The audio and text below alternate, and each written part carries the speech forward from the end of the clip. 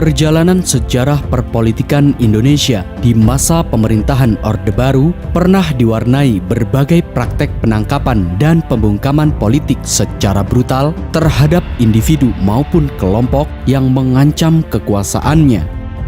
Pada sepanjang akhir tahun 1960-an hingga tahun 1990-an misalnya, rezim Orde Baru yang dipimpin oleh Presiden Soeharto sering melakukan berbagai praktek penangkapan dan pembungkaman terhadap pihak-pihak yang dianggapnya sebagai lawan politik maupun pihak-pihak yang mengancam kekuasaannya. Berbagai penangkapan dan pembungkaman yang dilakukan oleh rezim Orde Baru ini sering dilakukan tanpa proses peradilan dan bahkan dilakukan dengan sangat brutal.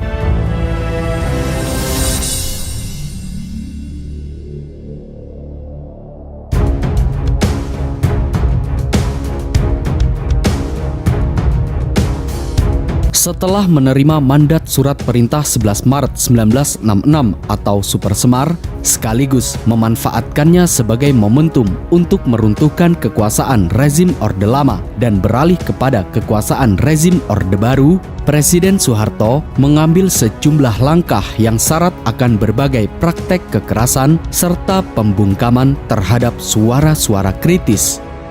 Dari awal kekuasaannya, rezim Orde Baru yang sudah menampakkan tangan besinya sering menangkap orang-orang yang dianggap sebagai musuh atau ancaman bagi kelangsungan rezim Orde Baru. Bahkan, tidak ada data resmi berapa warga negara Indonesia yang ditahan karena faktor politis. Menurut sejumlah peneliti sejarah misalnya mengatakan bahwa setelah terjadinya peristiwa G30S sejak tahun 1965 hingga tahun 1978 ada sekitar 50.000 hingga 100.000 tahanan politik atau tapol Orde Baru yang dianggap terlibat dalam peristiwa G30S. Mulai dari anggota PKI, simpatisan PKI, dan berbagai anggota organisasi yang berafiliasi dengan PKI. Banyak anggota PKI atau simpatisan PKI dan anggota organisasi yang dicap sebagai underbound-nya PKI yang ditahan serta dipaksa hidup di kamp bertahun-tahun tanpa proses peradilan. Menurut catatan Amnesty International misalnya, sejak tahun 1970-an banyak para tahanan yang telah dijatuhi hukuman mati, hukuman 20 tahun penjara, sampai hukuman penjara seumur hidup. Dari sekitar 400 perkara yang telah diputuskan di pengadilan, kurang lebih 150 orang telah dijatuhi vonis hukuman mati. Namun, pada tahun 1979, setelah Presiden Soeharto mendapatkan tekanan dari dunia internasional, hampir semua tahanan politik atau tapol yang dituduh sebagai anggota PKI maupun simpatisan PKI dibebaskan. Sejak tahun 1970-an, rezim Orde Baru yang dipimpin oleh Presiden Soeharto yang berpegang pada undang-undang anti-subversi juga kerap menangkap sejumlah individu yang dianggap musuh negara atau peristiwa-peristiwa yang dianggap pemerintah melawan negara. Pada tahun 1972 misalnya, Sutomo atau yang lebih dikenal dengan Bung Tomo yang merupakan tokoh pahlawan dalam Perang Kemerdekaan 10 November 1945 ini ditahan oleh rezim Orde Baru karena mengkritik pembangunan Taman Mini Indonesia Indah atau TMII. Selain itu, setelah pecahnya peristiwa Malari atau Malapetaka 15 Januari, sejumlah mahasiswa dan aktivis gerakan sipil seperti Hariman Siregar dan Haji Yohanes Cornelis Prinsen yang merupakan mantan pejuang Republik juga dipenjara karena dituduh mengotaki peristiwa Malari. Seiring berjalannya keotoriteran rezim Orde Baru pada dekade tahun 1980-an, ketika konsolidasi kekuasaan rezim Orde Baru mencapai puncaknya, berbagai penangkapan dan penahanan juga menimpa puluhan orang yang dituduh terlibat dalam insiden kekerasan melawan negara. Seperti tragedi Tanjung Priok pada tahun 1984 hingga peristiwa berdarah di Talang Sari pada tahun 1989. Pada masa ini, sejumlah aktivis politik juga banyak yang dijebloskan ke jeruji besi karena dakwaan melakukan aksi subversi. Bahkan, banyak juga yang diberondong senjata dalam tragedi Tanjung Priok. Salah satu aktivis politik yang ditangkap pada masa ini adalah sekretaris dari Petisi 50 AM Fatwa. Ia pernah dipenjara selama 9 tahun karena dituduh mengotaki peristiwa Tanjung Priok. Selain itu, 2 anggota Petisi 50 lainnya, yakni Maijen Purnawirawan HR Darsono dan M. Sanusi, juga divonis hukuman 10 tahun penjara dengan dakwaan melakukan aksi subversi dan mengikuti rapat-rapat perencanaan aksi pengeboman kantor BCA di Pecenongan. Namun, menurut Hendardi, Ketua Setara Institut dalam program Melawan Lupa Metro TV mengatakan bahwa sebenarnya tuduhan-tuduhan terhadap para aktivis Petisi 50 termasuk terhadap AM Fatwa tidak pernah dibuktikan dalam pengadilan. Kala itu, pemerintahan Orde Baru hanya mencari kambing hitam atas berbagai kerusuhan yang terjadi dan menutupi keburukan-keburukan rezim Orde Baru. Sebelum akhirnya runtuh pada bulan Mei 1998, pada sepanjang dekade tahun 1990-an, rezim Orde Baru juga sering memenjarakan dan menculik sejumlah tokoh dan aktivis pro-demokrasi seperti Muchtar Pakpahan, Sri Bintang Pamungkas, Budiman Sujatmiko, dan puluhan aktivis lain yang beberapa di antaranya bahkan hingga kini dinyatakan hilang dan tidak diketahui keberadaannya.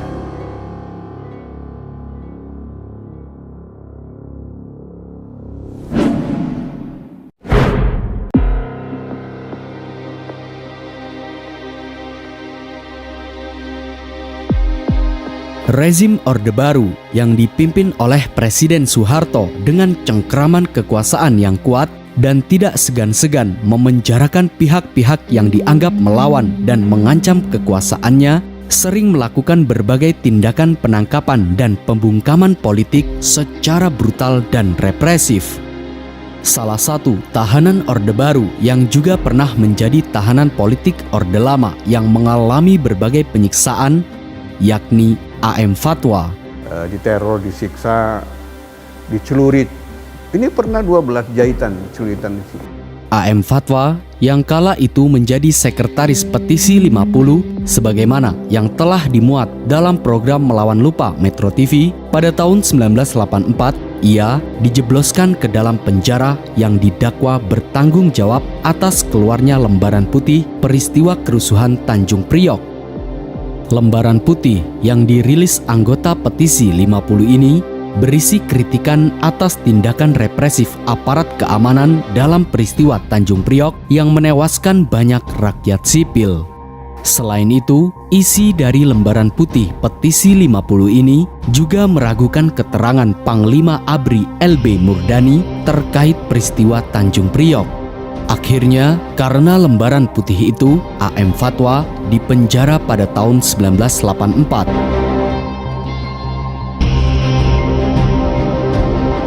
Selama dalam pemeriksaan hingga akhirnya divonis hukuman penjara, berbagai tindakan kekerasan fisik sering dialami oleh AM Fatwa. Walaupun berbagai tindakan represif sering dialami oleh AM Fatwa selama dalam jeruji besi, ia tidak pernah mengendurkan sikap kritisnya terhadap pemerintah. Karena sikap kritisnya ini, Fatwa yang juga pernah menjadi tahanan politik pada masa pemerintahan Soekarno sempat dibuang dari satu penjara ke penjara lain. Dari LP Cipinang, LP Cirebon, LP Sukamiskin, LP Baledang, hingga akhirnya ia dikembalikan lagi ke tahanan LP Cipinang.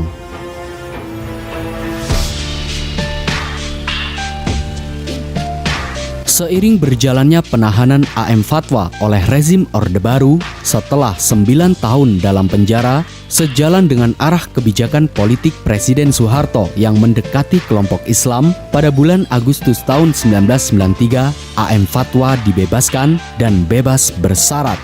Kala itu, AM Fatwa mendapat kebebasan penuh setelah mendapat amnesti dan rehabilitasi politik dari Presiden B.J. Habibie. Saya memahami mengapa orang berkuasa harus begitu. Bagi A.M. Fatwa, pengalamannya selama 9 tahun menjadi tahanan politik Orde Baru menjadi konsekuensi yang harus ditanggungnya sendiri sebagai aktivis politik, meskipun pahit rasanya.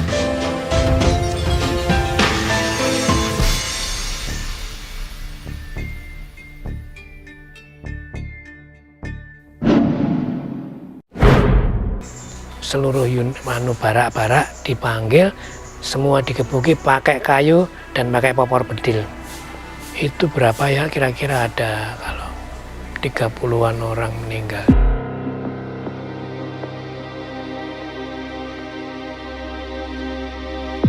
Selain kisah A.M. Fatwa yang pernah dipenjara oleh rezim Orde Baru selama 9 tahun, pengalaman menjadi tahanan politik rezim Orde Baru yang brutal ini juga dialami oleh Tejo Bayu Sujoyono. Sebagaimana yang telah ditayangkan dalam Melawan Lupa Metro TV pada bulan Oktober 2017, dalam kesaksiannya, walaupun sudah puluhan tahun berlalu, namun jejak penindasan politik yang pernah dilakukan oleh rezim Orde Baru masih tergambar jelas dalam ingatan Tejo Bayu Sujoyono. Tejo yang pernah menjadi tahanan politik Orde Baru dan dibuang ke Pulau Buru pasca terjadinya G30S 1965, sampai saat ini masih mengingat secara detail hari-hari panjang penuh dengan penindasan. Ketika ditangkap dan ditahan oleh militer pada bulan Oktober 1965, usia Tejo Bayu saat itu masih 21 tahun. Karena saat kuliah di Fakultas Geografi UGM, Tejo Bayu yang merupakan anggota CGMI ditangkap dan ditahan oleh militer karena organisasi CGMI ini dianggap sebagai organisasi underbound PKI. Kala itu, tak lama setelah kudeta berdarah G30S 1965, di bulan yang sama, yakni bulan Oktober 1965, Tejo Bayu yang merupakan anggota dari CGMI ditangkap karena diduga ia terlibat G30S. Dan tak lama kemudian, pada bulan November 1965, dilakukanlah pemeriksaan terhadap para tahanan politik, termasuk terhadap Tejo Bayu Sujoyono. Namun, dalam proses pemeriksaan ini, ia mendapatkan berbagai siksaan yang amat pedih yang dilakukan oleh militer. Seiring dengan penangkapan dan penahanan Tejo Bayu, pada awal bulan-bulan penahanannya, ia beberapa kali dipindahkan dari penjara ke penjara lain. Dalam pengakuannya di program Melawan Lupa Metro TV misalnya, Tejo Bayu pernah satu penjara dengan pejuang veteran Perang Kemerdekaan. Selama ditahan di sejumlah penjara, berbagai penderitaan dan pengalaman menyedihkan pernah dialami oleh Tejo Bayu.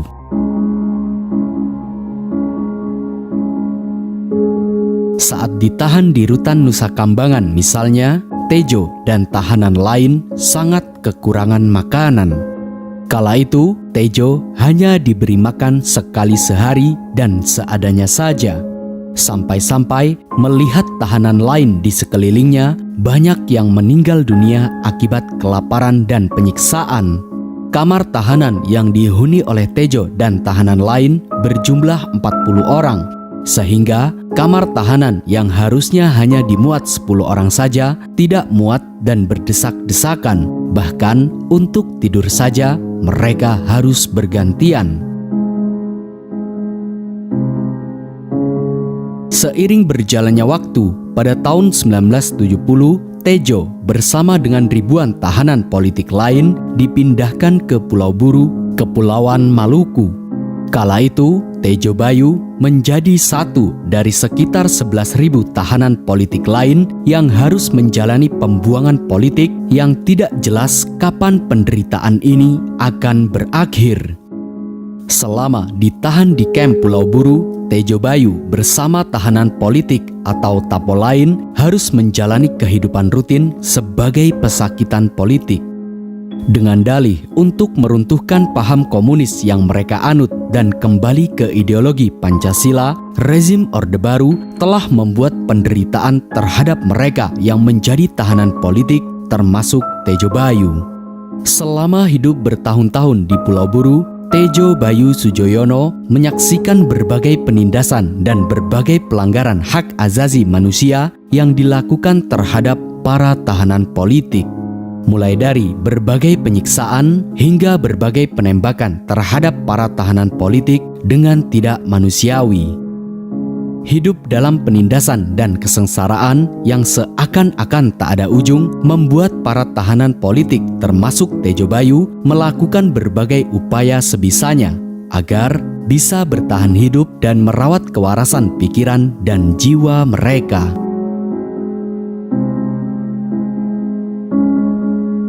Setelah 7 tahun hidup dalam Pulau Buru dan diperkenankan untuk memiliki buku dan alat tulis sederhana, misalnya Tejo Bayu mencatat semua ingatan baru yang ia pelajarinya dari sesama tapol dengan rapi.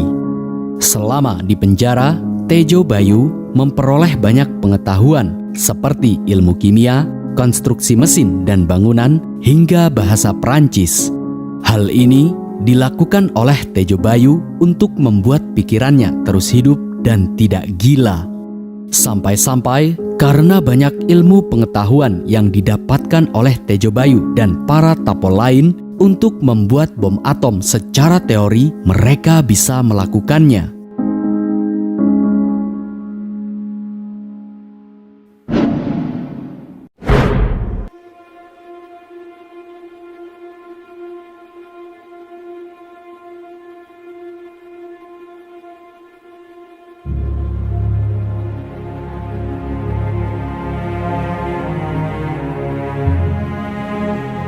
Berbagai kisah tahanan politik termasuk kisah AM Fatwa dan kisah kepedihan Tejo Bayu selama di penjara ini merupakan suatu kisah yang sangat menyedihkan dan melanggar hak asasi manusia yang dilakukan oleh rezim Orde Baru.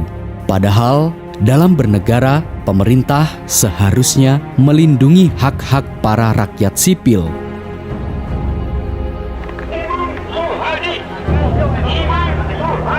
Seiring berjalannya waktu, pada tahun 1979, rezim Orde Baru yang mendapatkan tekanan dari dunia internasional membebaskan tahanan politik rezim Orde Baru selama bertahun-tahun, termasuk Tejo Bayu Sujoyono yang menjadi satu di antara ribuan tapol lain yang dibebaskan dan berkesempatan hidup kembali di tengah masyarakat. Kisah kelam selama berada di Pulau Buru memang tidak akan pernah dilupakan oleh mereka yang mengalaminya. Pengalaman menyedihkan para tahanan politik selama dalam tahanan dengan berbagai penyiksaan dan kebrutalan aparat selalu menjadi catatan hitam dalam lembaran sejarah bangsa Indonesia.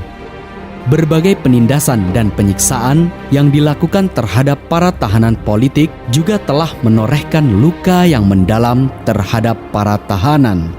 Bahkan karena tuduhan yang tidak mendasar terhadap mereka dalam peristiwa G30S 1965, garis persaudaraan, kekerabatan, pertetanggaan sampai pertemanan, dampaknya terus membekas hingga saat ini.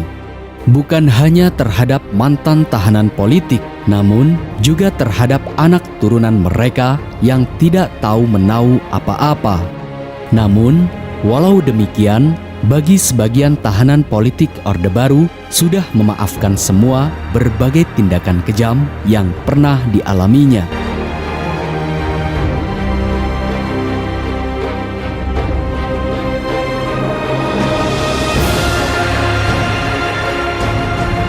Catatan hitam dan berbagai tindakan kejam yang dilakukan oleh suatu rezim terhadap individu maupun kelompok merupakan tindakan kejam yang tidak boleh terulang dalam praktek kenegaraan kita. Karena Bangsa yang bermartabat tidak seharusnya menyiksa, memenjarakan, membuang, bahkan menghabisi nyawa warganya sendiri dengan tuduhan yang tidak pernah terbukti di pengadilan. Salam Mata Hati Pemuda, salam Jas Merah.